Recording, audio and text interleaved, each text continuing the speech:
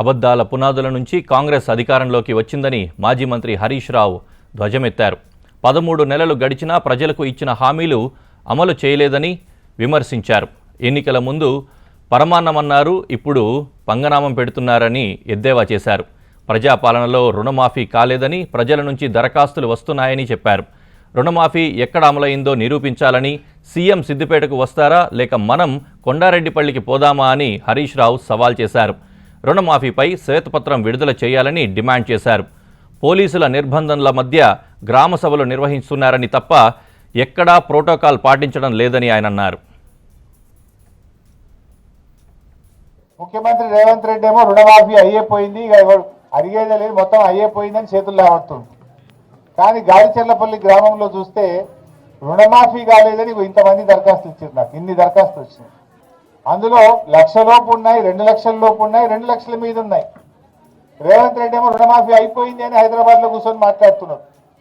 నేను డిమాండ్ చేస్తున్నా రేవంత్ రెడ్డిని, రుణమాఫీ అయిపోయిందని నువ్వు హైదరాబాద్లో కూర్చొని మాట్లాడు కాదు, దమ్ముంటే రా నా సిద్దిపేటకు రా, ఈ గాడిచెర్లపల్లి గ్రామానికి రా, ఎంతమందికి రుణమాఫీ కాలేదో నేను చూపిస్తా.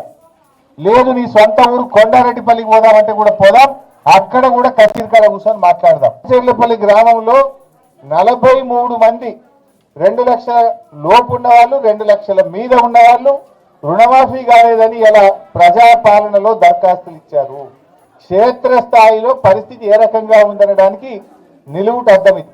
రేవంత్ రెడ్డి అన్ని కూడా అబద్ధాలు, మోసాలు. రుణమాఫీ అయిపోయిందని ఆయన చెప్పేటి అన్ని కూడా నీటి మూటలు. గ్రామాల్లో చూస్తే పాపం ప్రజలు రుణమాఫీ కాక చాలా ఇబ్బంది పడుతున్న పరిస్థితి ఉంది. వాస్తవానికి నువ్వు చెప్పింది 41,000 కోట్ల రూపాయలు రుణమాఫీ అని చెప్పినావు, కానీ చేసింది 16-17 వేలు చేసినావు. సగం కూడా చేయలేను, సగం చేయలే, మొత్తం అయిపోయిందని చేతులు లావట్టావు. రా, దమ్ముంటే ఊర్లోకి రా, గ్రామ సభల్లో రా. ముఖ్యమంత్రి రేవంత్ రెడ్డి నువ్వు హైదరాబాద్లో కూర్చుండు కాదు, ఏ ఊర్లో గ్రామ సభకు వస్తావు రా, నేను కూడా వస్తా, పోదాంపా. ఇప్పుడు ఇంకా 2 రోజులు ఉన్నాయి కదా గ్రామ సభలు. ఏ మంత్రి వస్తాడో, ఏ ముఖ్యమంత్రి వస్తాడో రమ్మనండి. పోలీసులను పెట్టుకొని పోలీస్ పహార మధ్య ఎవడన్నా మాట్లాడితే వాడిని గొంతు నొక్కుతున్నారు, మాట్లాడితే కేసులు పెడుతున్నారు, మాట్లాడితే అరెస్టులు చేస్తున్నారు. అంటే ఇలా పోలీసులు అడ్డం పెట్టుకొని నిర్బంధాల మధ్య గ్రామ సభలు జరుపుతా ఉన్నారు. ఇంత మోసం ఉంటుంది. నవంబర్ 30 నాడు 2,750 కోట్లు రైతులకు ఇస్తున్నా, ఇక పడుతున్నాయి రేపు పొద్దుగాల బ్యాంకులో అన్నాడు. 2 నెలలైనా చెక్కు పాస్ కాదా? అంటే ఉత్తుత్త చెక్ ఇచ్చినవా? నీ చెక్కు చెల్లలేదా? చెక్కు బౌన్స్ అయిందా? రేవంత్ రెడ్డి చెక్కు బౌన్స్ అయితే మరి ప్రభుత్వానికి ఇజ్జతే లేనట్టుగా. మరి అంటే నువ్వు మోసం చేద్దామని చెక్ ఇచ్చినవా? నిజంగా ఎందుకు చెక్కు పాస్ కాలేదో ఇలా ప్రభుత్వం సమాధానం చెప్పాలి. నవంబర్ 30 నాడు రైతుల మీటింగ్ పెట్టి చప్పట్లు కొట్టించుకున్నావు నువ్వు. ఆ రోజు ఇక చెక్ ఇస్తూనే 2,750 కోట్లు అన్నావు.